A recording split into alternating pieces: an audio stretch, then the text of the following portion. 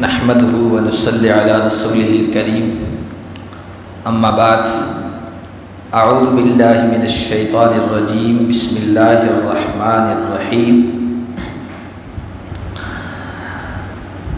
انما یخشی اللہ من عباده العلماء وقال تعالی کلا نمد هؤلاء وهؤلاء من عطاء ربک وما كان عطاء ربك محظورا۔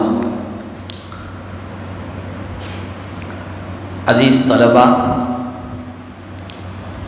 اللہ تبارک و تعالی کا لاکھ لاکھ شکر ہے کہ اس نے ہمیں خیریت، عافیت، سلامتی کے ساتھ ایک دینی ادارے میں ایک اہم مقصد کے حاصل کرنے کے لیے جمع فرما دیا۔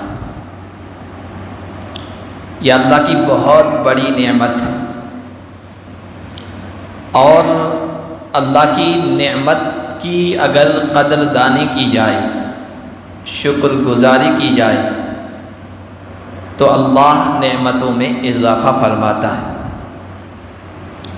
اللہ قدردانی فرماتا ہے اور مزید نعمتوں سے نوازتا ہے۔ لَإِن شَكَرْتُمْ لَأَزِيدَنَّكُمْ وَلَئِن كَفَرْتُمْ إِنَّ عَذَابِي لَشَدِيدٌ۔ اگر شکر کرو گے، نعمت کی قدر کرو گے، تو میں ضرور بالضرور نعمتوں میں اضافہ کروں گا۔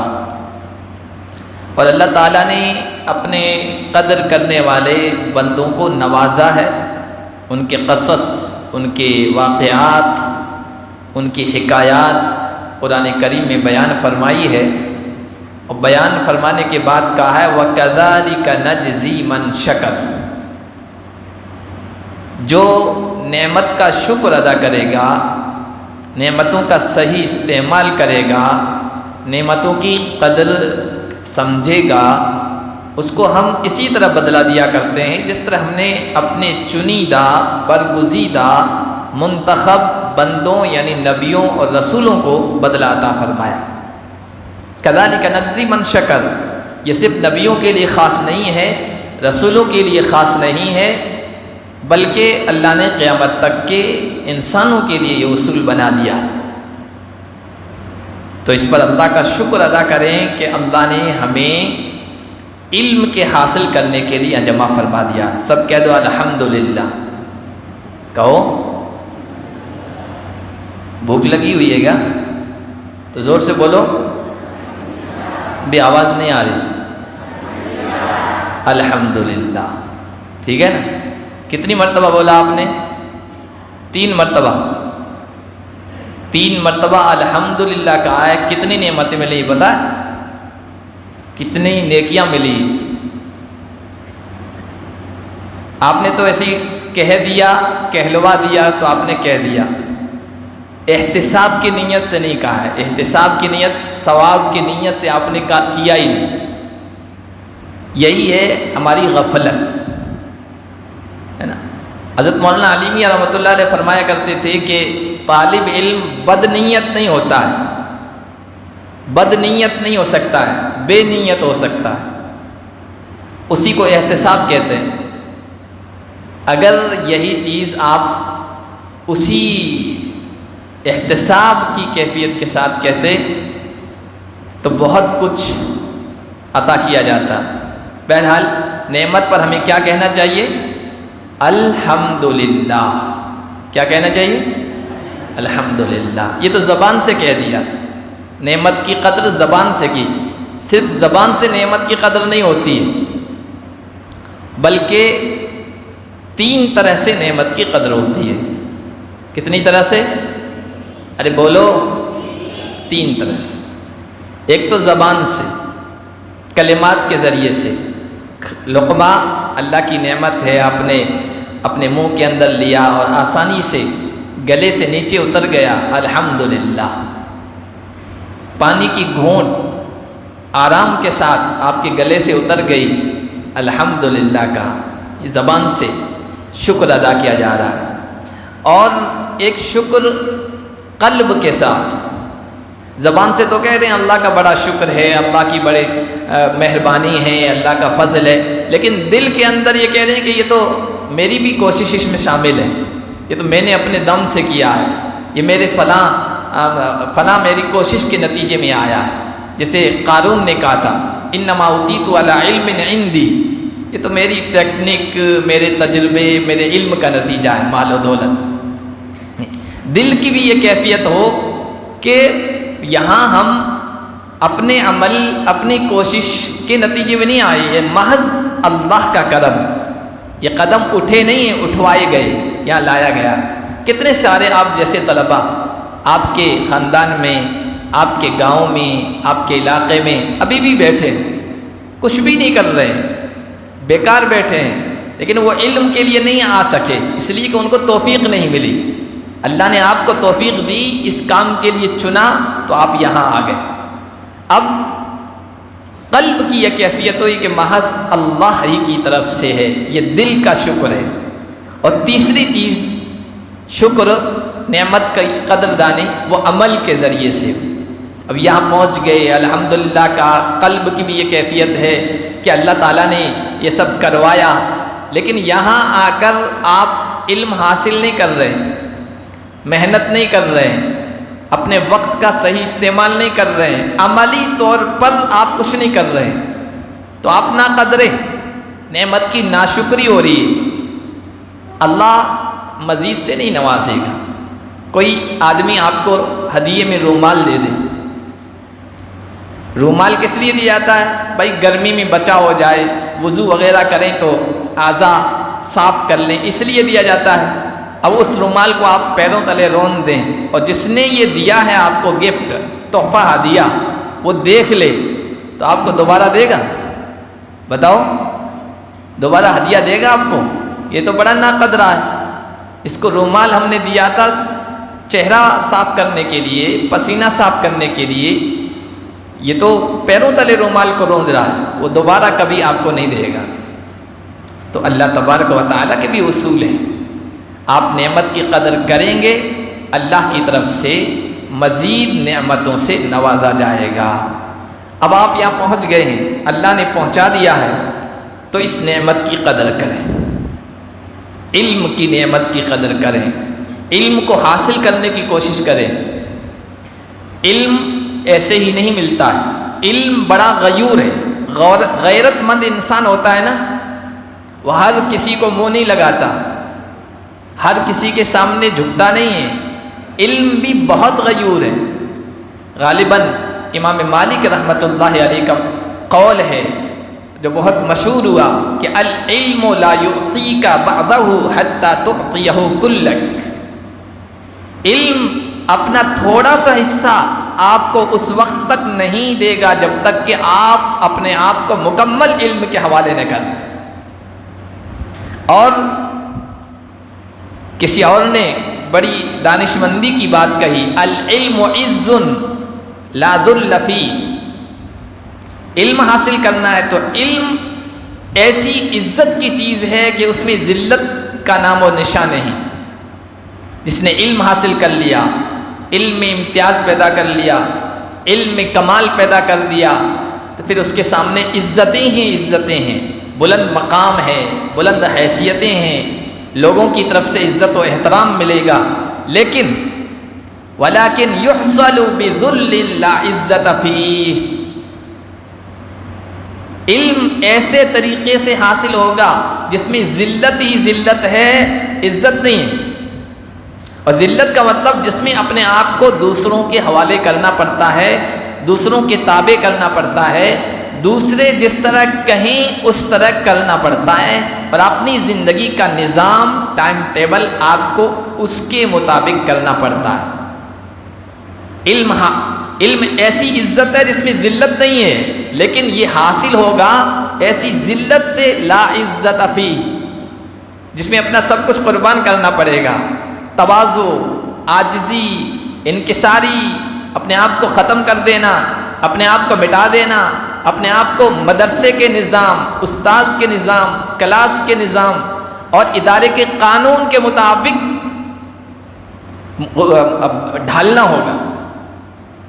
ذلت ہوتی ہے نا، اس وقت آپ نہیں جا سکتے گیٹ کے باہر، اب طالب علم ذلت محسوس کر رہا ہے، اس وقت آپ کلاس سے باہر نہیں جا سکتے، اس جمعہ کو سب پر پابندی ہے، باہر کوئی نہیں جائے گا، اس ٹائم یہ کرنا ہے، اس ٹائم یہ کرنا ہے، اس ٹائم یہ کرنا ہے۔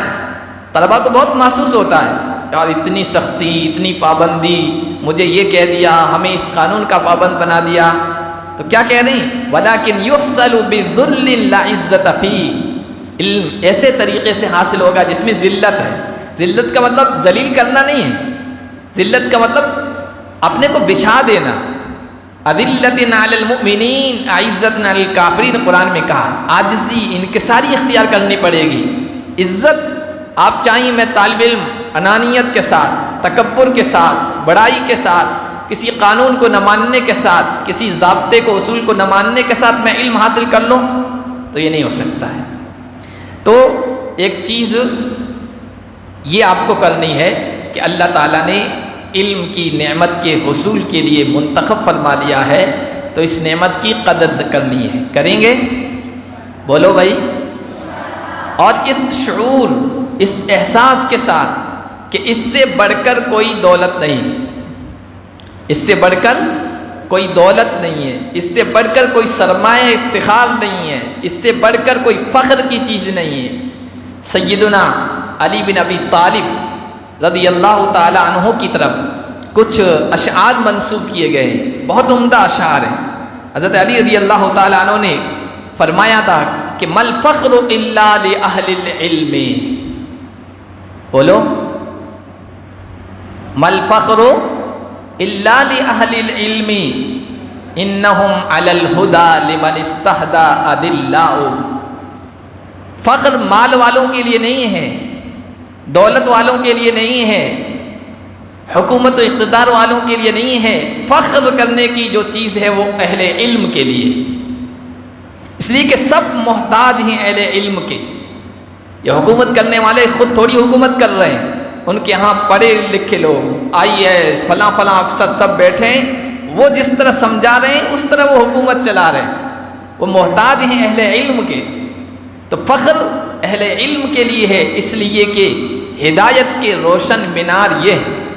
آپ بڑے عالم بنیں گے، آپ مسجد کے امام بنیں گے، آپ کسی علاقے کے مقتدا پیشوا بنیں گے، بڑے بڑے مالدار آپ کے پاس آئیں گے، مولوی صاحب یہ مسئلہ پھنس گیا ہے، یہ بتائیے، یہ کاروبار میں پریشانی آ رہی ہے، اس کا حل کیا ہونا چاہیے، سب آپ کے پاس آئیں گے۔ تو فخر یہ صرف اہل علم کے لیے ہے۔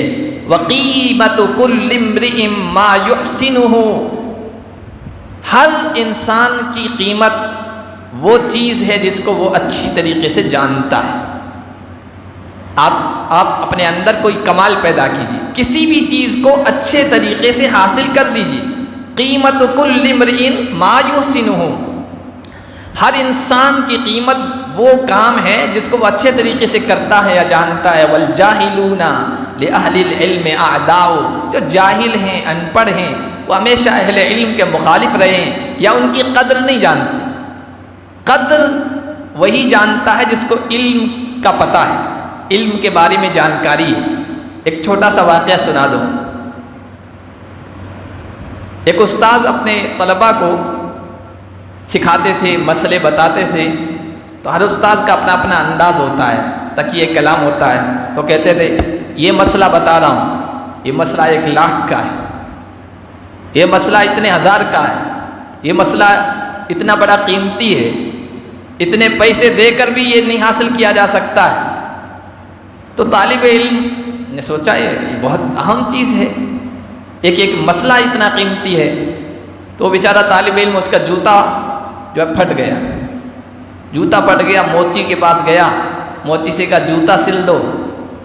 تو موچی نے پوچھا کتنے پیسے دو گے؟ کہ 2 آنے۔ پہلے آنے چلتے تھے کہ 2 آنے، آنے دیکھیں، 8 آنے تو دیکھے ہوں گے نا، ہاں چلو 8 آنے دیکھ لیے، تو 2 آنے۔ اس نے کہا کہ 2 آنے تو نہیں، میں ایک مسئلہ بتا دوں گا۔ تو موچی کو کیا پتا مسئلہ وسئلہ کیا ہوتا ہے، اس نے کہا اپنا مسئلہ اپنے پاس رکھو، مجھے تو 2 آنے چاہیے۔ تو وہ بیچارہ بڑا پریشان ہوا، بہت غمزدہ ہوا کہ استاذ تو کہتے تھے یہ مسئلہ لاکھوں کا ہے، یہ 2 آنے کے برابر بھی نہیں ہے۔ تو استاذ کے پاس آیا غمزدہ حالت میں کہ آپ تو کہتے تھے اتنا، موچی کے پاس گیا، یہ مسئلہ 2 آنے کے برابر بھی نہیں ہے۔ تو استاذ نے کہا کہ سبزی منڈی چلے جاؤ، وہاں پر تو وہاں سبزی منڈی گئے تو کہ بھائی یہ سبزی کتنے کی؟ کہ 2 روپے کی۔ تو کہ 2 روپے تو نہیں ہے، میں ایک مسئلہ بتا دوں گا۔ تو سبزی فروش نے کہا بھائی مسئلہ اپنے پاس رکھو، مجھے تو 2 روپے چاہیے، 2 آنے چاہیے جو بھی ہو۔ تو کہ ہمیں اساتذہ، اہل علم، اصحاب فضل و کمال یہ کہتے ہیں ایک ایک مسئلہ اتنا قیمتی ہے اور یہاں کچھ قیمت نہیں۔ تو استاد نے کہا کہ چلو بھائی یہ ہیرا یہ لے جاؤ، اس ہیرے کو لے جاؤ۔ ہیرا دیا، کہا کہ سبزی فروش کے پاس، موچی کے پاس لے جاؤ۔ تو وہ پھر گیا موچی کے پاس کہ یہ سیدھو ہمارا جوتا چپل کیا دو گے؟ کہ یہ پتھر ہے، ہیرا پتھر ہی ہوتا ہے، یہ ہے۔ کہا کہ نہیں مجھے تو 2 آنے چاہیے، یہ اپنے لے جاؤ۔ سبزی فروش نے بھی یہی کہا اور موچی نے بھی یہی کہا۔ پھر استاد نے کہا اب جاؤ سنار کے پاس، صراف کے پاس، ہیرے جواہرات کے جو کام کرتے ہیں نا ان کے پاس جاؤ۔ تو ایک صراف کے پاس وہ گیا اور کہا کہ یہ ایک پتھر ہے میرے پاس، اس کی کیا قیمت ہوگی؟ تو اس نے کہا کہ یہ تم کو کہاں سے مل گیا؟ یہ تو بہت قیمتی ہے، ایک پتھر ایسا ہے کہ پورا صرافہ بازار اس کی قیمت نہیں لگا سکتا، اتنا قیمتی ہے۔ کسی نے کہا نا کہ قدر جوہر جوہری بدانت یا بدانت شاہ، جوہر کی قیمت، ہیرے کی قیمت یا تو جوہری سنار صرافہ بازار میں کام کرنے والا جانتا ہے یا بادشاہ جانتا ہے، عام لوگوں کو کیا پتا؟ سبزی فروش کو، موچی کو، کم ٹھیکے کام کرنے والوں کو نہیں پتا چلے گا کہ یہ پتھر کیا قیمتی ہے۔ بادشاہ اس کو استعمال کرتا ہے وہ جانتا ہے، یا جو اس کا کاروبار کرنے والے ہیں وہ جانتے ہیں۔ تو واقعی علم ہے، علم کی قدر ہے، لیکن جو علم کے بارے میں جانتے ہیں ان کے یہاں ہے، جاہلوں کے یہاں نہیں ہے۔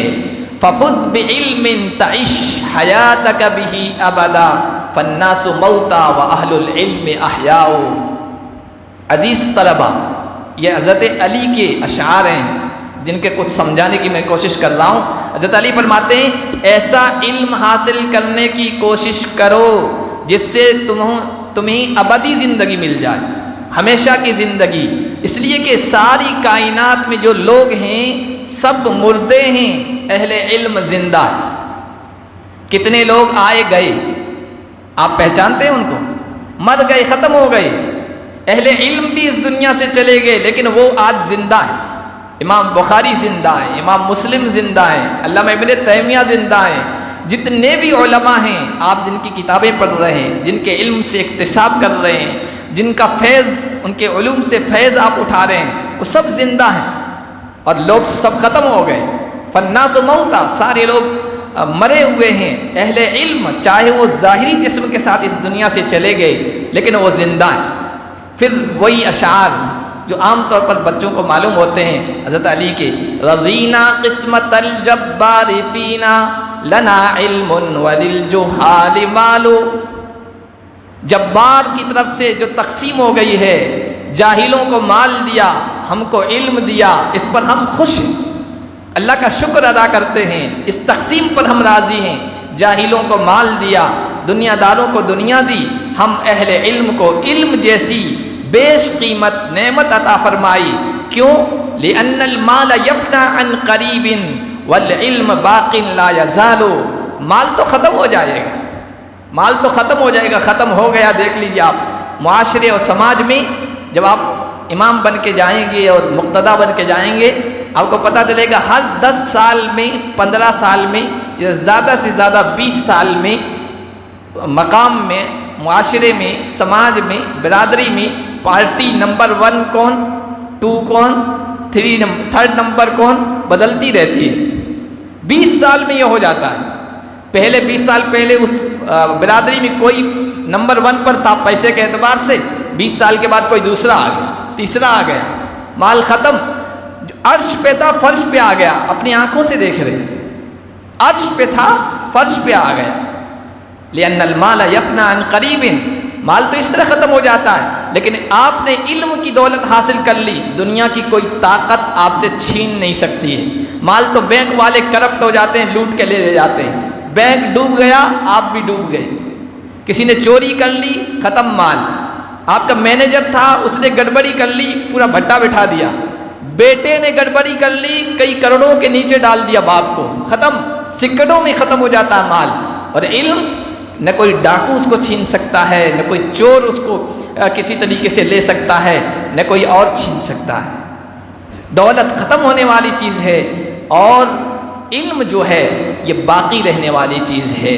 تو جو باقی رہنے والی چیز ہے اللہ نے آپ کو اس کے لیے چنا ہے، اس کو خوب سے خوب بٹورنے کی، حاصل کرنے کی کوشش کریں گے بھائی؟ ہاں، حضرت مولانا علی میاں رحمۃ اللہ علیہ طلباء کو شروع سال میں بات فرمایا کرتے تھے، نصیحت کیا کرتے تھے، وہی میں مختصراً آپ کو بھی کہنا چاہتا ہوں، انہی کا مطلب و مفہوم ہے، الفاظ کلمات ہو سکتا میرے ہوں۔ حضرت مولانا علی میاں رحمۃ اللہ علیہ فرمایا کرتے تھے کہ سال کا جو شروع ہوتا ہے نا، یہ ابتدا جو سال کی، اس میں طالب علم جو عزم کر لے، جو ارادہ کر لے کہ مجھے یہ بننا ہے، مجھے اپنے آپ کو بنانا ہے، مجھے اپنے آپ کو سنوارنا ہے، تو یہ سال کی ابتدا آپ کی نئی زندگی۔ اور دیکھیے زندگی یہ 8 سال 10 سال آپ گزاریں گے، طالب علمی کا مرحلہ ہے، یہ 8 سال میں نہیں تبدیل ہوتی ہے، زندگی اسی وقت تبدیل ہو جائے گی جس وقت آپ فیصلہ کر لیں۔ یہاں بیٹھے بیٹھے آپ یہ فیصلہ کر لیں مجھے اچھا عالم بننا ہے، مجھے ایک مثالی طالب علم بن کر اس مدرسے میں رہنا ہے، آپ کی زندگی چین، آج سے ہی آپ کی زندگی میں تبدیلی رونما ہو جائے گی، دکھنی شروع ہو جائے گی۔ تو آج فیصلہ کر لیجئے، سال کے ابتدائی ایام ہیں، ان میں جو آپ فیصلہ کرتے ہیں نا اس کے اثرات بہت اچھے ہوتے ہیں، ان کا انجام اور رزلٹ بہت اچھا ہوتا ہے۔ تو 2 کام کر لیجئے، حضرت مولانا علی میاں رحمۃ اللہ فرمایا کرتے تھے، ایک تو اللہ کے ساتھ معاملہ کر لیجئے اخلاص کا۔ کس چیز کا؟ علم اخلاص کے ساتھ ہم پڑھیں گے، سیکھیں گے، حاصل کرنے کی کوشش کریں گے۔ جو مخلص ہو گیا نا اپنے ہر عمل میں، جو مخلص ہو گیا، تو حضرت مولانا علی میاں رحمۃ اللہ علیہ کے ملفوظات ہیں مجالس حسنہ کے نام سے، اس کے شروع بھی بڑا عجیب جملہ، میں نے ایک مرتبہ پڑھا ایسا ذہن نشیں ہو گیا کہ وہ بھولتا ہی نہیں، بڑی کام کی چیز۔ حضرت فرمایا کرتے تھے مخلص کا سفینہ، سفینہ سمجھتے ہو؟ کشتی، مخلص کا سفینہ منجھدار میں رہ کر بھی کنارے لگ جاتا ہے۔ مخلص کا سفینہ منجھدار میں طوفان کی زد میں رہ کر بھی، لوگ سمجھتے ہیں اب ڈوبا تب ڈوبا، اب گیا تب گیا، اب فنا ہوا تب فنا ہوا، لوگ یہ سمجھتے ہیں گئے کام سے یہ، لیکن اس کا سفینہ منجھدار میں رہ کر بھی کنارے لگ جاتا ہے، اور منافق کا سفینہ ساحل اور کنارے پہ رہ کر بھی ڈوب جاتا ہے۔ اس لیے اللہ کے ساتھ بھی، بندوں کے ساتھ بھی اپنے عمل، اپنی جو ڈیوٹی ہے، طالب علم کی کیا ڈیوٹی ہے، استاذ کی کیا ڈیوٹی ہے، ایک امام کی کیا ڈیوٹی ہے، ایک قوم کے ذمہ دار کی کیا ڈیوٹی ہے، اس میں آدمی مخلص ہو جائے، بظاہر حالات میں گھرا ہوا رہ کر بھی وہ حالات سے نکل جاتا ہے۔ اور منافق دوغلا رویہ اختیار کرنے والا، وہ کنارے پر رہ کر کہ میں تو محفوظ ہوں، میں تو سیف ہوں، مجھے کچھ نہیں ہوگا، لیکن اس کا سفینہ جو ہے وہ ختم ہو جاتا ہے، طوفان اس کو کسی نہ کسی طریقے سے گھیر لیتا ہے۔ تو حضرت مولانا علی میاں ایک کہا کرتے تھے طلباء سے، اللہ کے ساتھ اخلاص کا معاملہ رکھو اور اپنے ساتھ اختصاص کا معاملہ یاد رکھیں گے، اخلاص اور اختصاص۔ اب اختصاص کیا ہے؟ اختصاص یہ ہے کہ کسی فن میں آپ مہارت پیدا کر لیں۔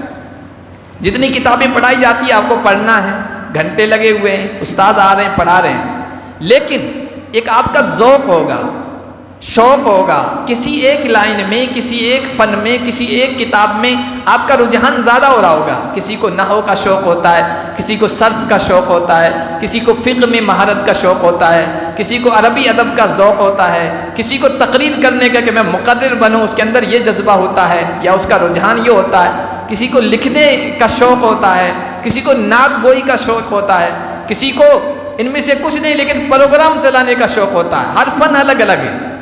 جو پروگرام اچھا چلا سکتا ہے ضروری نہیں کہ وہ اچھی تقریر بھی کر لے. جو اچھا لکھ سکتا ہے وہ ضروری نہیں کہ اچھی خطابت بھی کر لے، لوگوں کو سمجھا دے بھی. ہر ایک الگ الگ فن ہے، زندگی کے الگ الگ پہلو ہیں. یہ تو آپ میں سے ہر ایک کو اللہ نے کوئی نہ کوئی پہلو، کوئی نہ کوئی گوشہ، کوئی نہ کوئی فن آپ کے اندر رکھا ہے، اس کا ذوق رکھا ہے.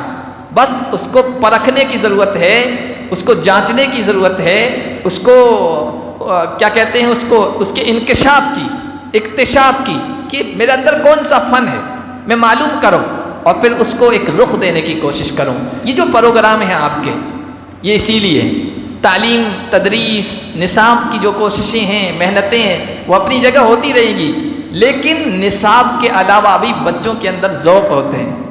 کسی کو بیت بازی کا، شعر و شاعری کا شوق ہوتا ہے، کسی کو نعت گوئی کا، کسی کو کچھ لکھنے کا، کسی کو تقریر کرنے کا، کسی کو وعظ کرنے کا، کسی کا کچھ. تو یہ جو الاصلاح کے تحت چلنے والی جو سرگرمیاں ہیں، ان کا مقصد یہی ہے کہ نصابی سرگرمیوں کے علاوہ آپ کے اندر جو ذوق ہے، جو فن پوشیدہ ہے، جو صلاحیت قابیدہ ہے، اس کو بیدار کرنے کی کوشش کریں. جو نعت اچھی پڑھ سکتا ہے وہ ہر ہفتے ایک نئی نعت مشق کر کے لے آئے. جو تقریر کر سکتا ہے وہ ہر ہفتے نئی کوئی پابندی نہیں ہے کہ ایک ہی آپ کو 2 ہفتے کرنی ہے. اگر آپ کا ذوق ہے، ہر ہفتے ایک نئی تقریر کیے اور یہاں آ کے کریے. یہ چیزیں ہیں، یہ سنوارنے والی چیزیں ہیں. آپ کی شخصیت سنور جائے گی، آپ کو بولنا آ گیا، آپ اچھے انداز سے بچوں کو سمجھا سکیں گے، عوام کو ہینڈل کر سکیں گے، جمعہ میں ایک اچھا پیغام پوری امت کو، پوری سوسائٹی کو دے سکیں گے. ورنہ آپ گونگے ہوں گے. کیا ہوں گے؟ گونگے. عالم ہو جائیں گے لیکن ہوں گے گونگے. سمن بکمن امیون، سمن بکمن امیون، بول ہی نہیں سکیں گے. پھر تو آپ اور جانور برابر ہیں. حضرت مولانا اشرف علی صاحب تھانوی فرمایا کرتے تھے کہ جو عالم بیان نہیں کر سکتا ہے، بیان کے لیے کوئی ضروری نہیں کہ شعلہ بیان خطیب ہو، ممبر کو توڑ دے، مکہ مار کر عوام کے آگے جوشیلے آواز سے، جوشیلے انداز سے بات کرے، کوئی ضروری نہیں ہے.